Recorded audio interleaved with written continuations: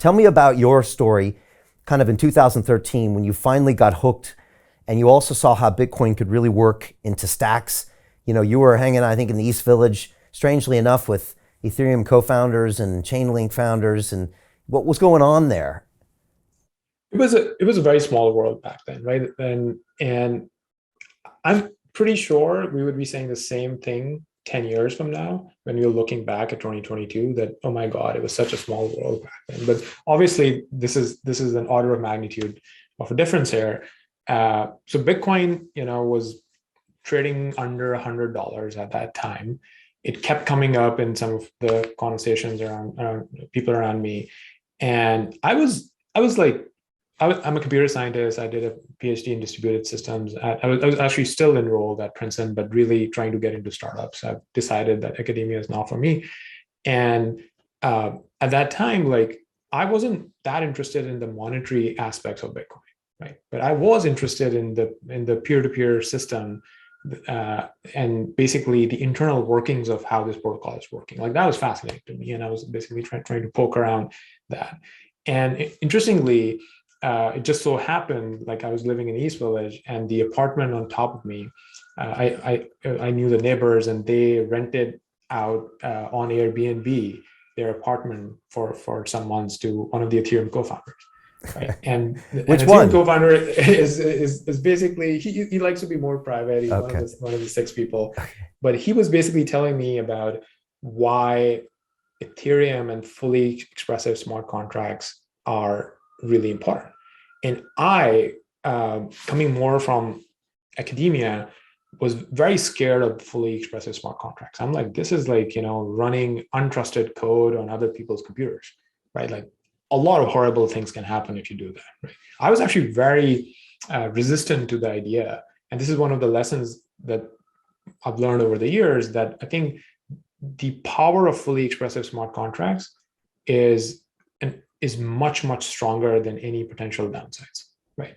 And then the work that we did was actually trying to limit the potential downsides by inventing this programming language called Clarity, where it is very expressive. You can pretty much build anything you can build with Solidity or a fully expressive smart contract, but it limits the potential downsides, right? So I wouldn't get too much into that. But interestingly, there was a small co-working space where we used to work from, and the Chainlink founder, Sergey, was working out of there, right? So like what's the probability of, like, three kind of like big projects in crypto pretty much on the same 2 block radius, right? And working together. And then when Bitcoin, I think I would buy Bitcoin when it was below 100. Every time it would cross 100, I'll feel like it's too expensive. I'm not going to buy. And at some point, I think there was a Bitcoin crash. It went to like 200, and then it dropped. And there was a trading and mining community forming in New York at that time as well.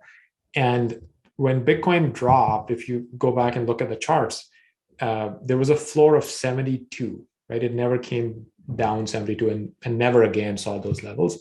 We actually knew the party who had the buy order at 72. Right?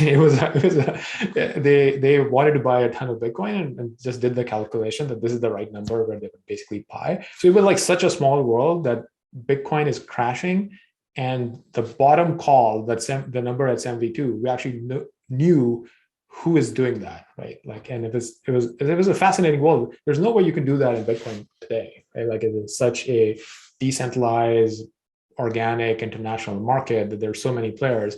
I don't think now you could be able to basically know through word of mouth that, like, what's going on in the market. Yeah, I actually bought some Bitcoin at 85 pounds in 2013, around the same time, because Max Kaiser came on my show back in 2013. He was screaming about Bitcoin and Bernanke, but also Max is incredibly smart, and we were both lamenting the fact that there was no market makers in Bitcoin, and so it was just this order-driven system. And I was frustrated by the lack of liquidity. I was used to trading U.S. bond markets where there's a lot of liquidity in the 30-year bond, and foreign exchange, and then going into Bitcoin. And it's funny to watch that video back now and to see, how much things have evolved, in just the centralized exchange space. But I remember those times. I remember it was still quite cliquey. It was still scammy. It was still Silk Roady, and for many years, like you said, a real pioneer if you're around in that space, especially developing code. And so initially, you weren't convinced that that smart contract, which again is basically a small computer program based on the code. It's not a smart or a contract, some people have told me, right? But I had Professor Silvio Macaulay on here, who I know you've done some work with as well. And it's great to see computer scientists looking at this, because sometimes you bring a different angle to it because you understand coding kind of in your DNA. When did you then see that this was going to be part of your life's work with Stacks? Yeah. So I think in the early days, like it was a little bit like, we didn't have any funding. We were just like hacking on these things for the fun of it, right? And we were fascinated by the technology, and I was always interested in what can you do with this technology, right? Other than the monetary aspect, like Bitcoin, yes, the hard cap. I understand. I think I realize the importance of sound money more now after spending so many years in the Bitcoin community. There are some people who are in it only for the sound money, right? Like Max is probably like one of those people. Like they're like, I don't care about any other use cases, right? Like I'm here only for the sound money and only for Bitcoin.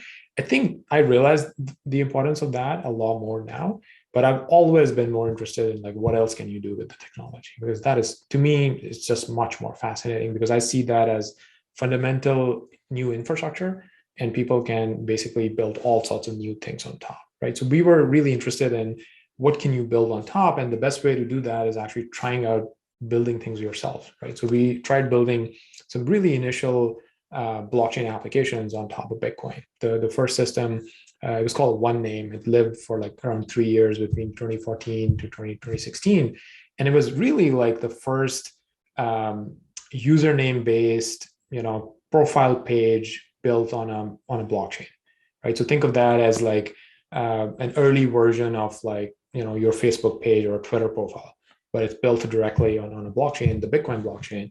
And then that helped us like discover some of the underlying scalability challenges or the lack of programmability. I think it became very clear to us by actually trying to build applications that the fully expressive smart contract approach that Ethereum had was way superior, right?